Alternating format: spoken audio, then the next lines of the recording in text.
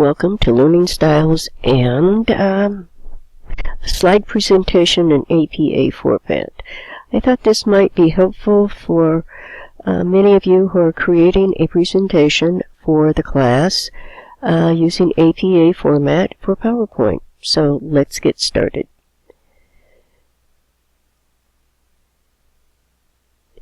Here's the introduction page, and the introduction page has my learning styles. It has my name, why or who I created this presentation for in particular, has my university, and then it has my professor listed as the very last entry. So as you can see, your introduction page for a PowerPoint presentation or any presentation should have the same information that a research paper introduction page has. So the key points for this presentation is would be we're looking at learning style inventories. We're going to look at VARK in particular, and then I'm going to demonstrate how to list your references in APA and show some example reference lists. APA for clip art, and here's a big one, is if it's an open source clip art, there's no citation required. I looked at 3 learning style assessments, and these were selected from 188,000 sites from a Google search.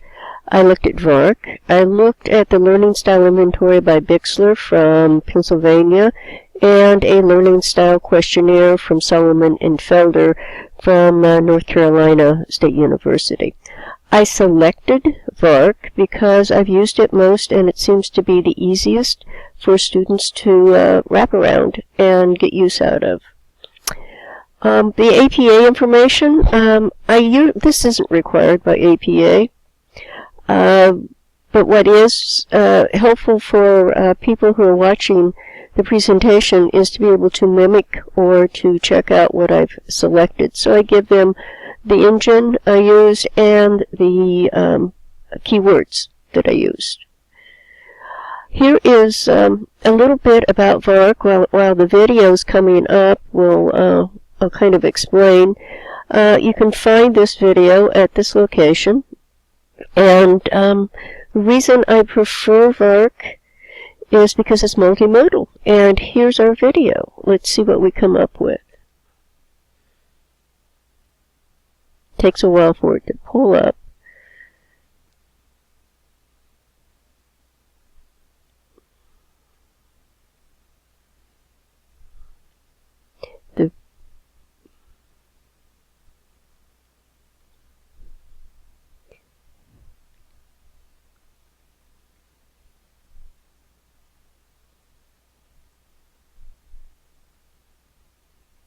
Oops, that didn't work right.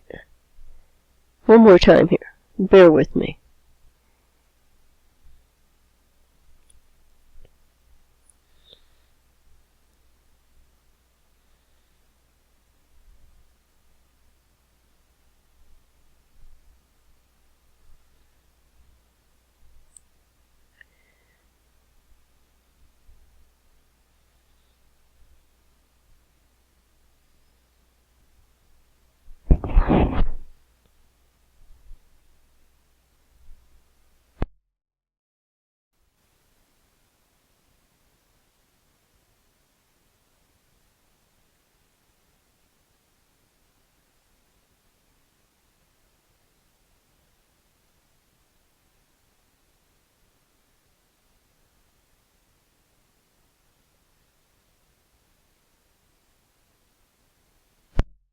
That video also has a very good closed caption on it if you would like to go watch the video at this location and turn on the closed caption.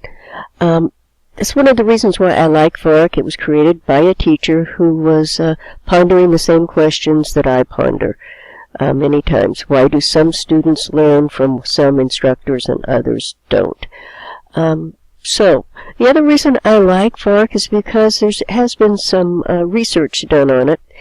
And a quote from one of the articles is, "The study found preliminary support for the validity of the VARK scores." So there is some support that says this is maybe a valid inventory to use with students. And then that brings me to how I use it with students. I usually ask the student, oh, it stopped dictating. Stop.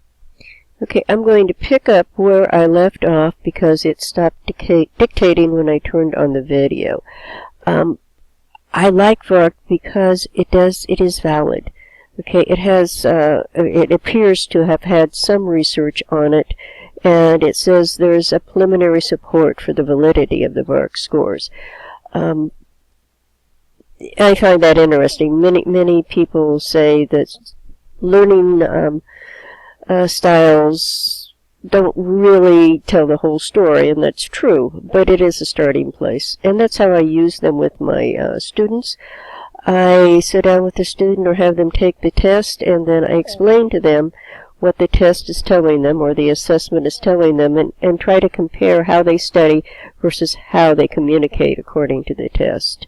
It usually gets some thoughts coming up, and the students start questioning how they study. And then you'll notice there is an APA in-text citation for this quote, which you have to have.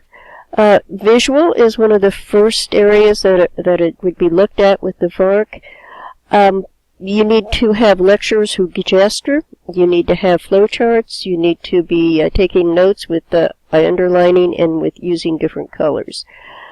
This comes from the VARK website. And also here I have a graphic that I needed to cite. So you'll notice it says Figure 1, Visual, and then where I retrieved it from.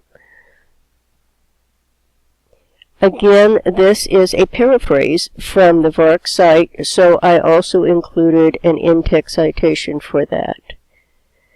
Auditory. Auditory, you've got to attend class. It's nice to be able to discuss the topics with others, as in study groups, and it's even better if you can explain the ideas to others. This would be similar to teaching others what you're learning at the time. It's a great way.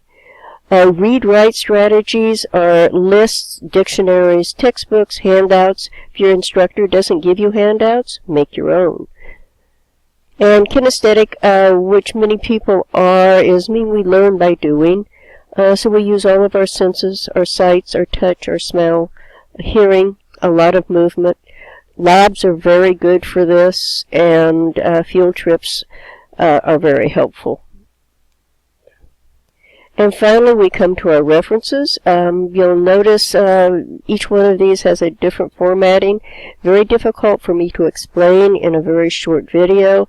So my suggestion is to go to the online library and see the requirements for an APA reference list citation. You do need to list the references in alphabetical order by author last name. And the next slide gives you an example of a book, a journal with a DOI, or a journal without a DOI. The DOI is this number right here, and it's called the Digital Object Identifier. Well, happy presenting, and thank you very much. I really appreciate your time in watching this.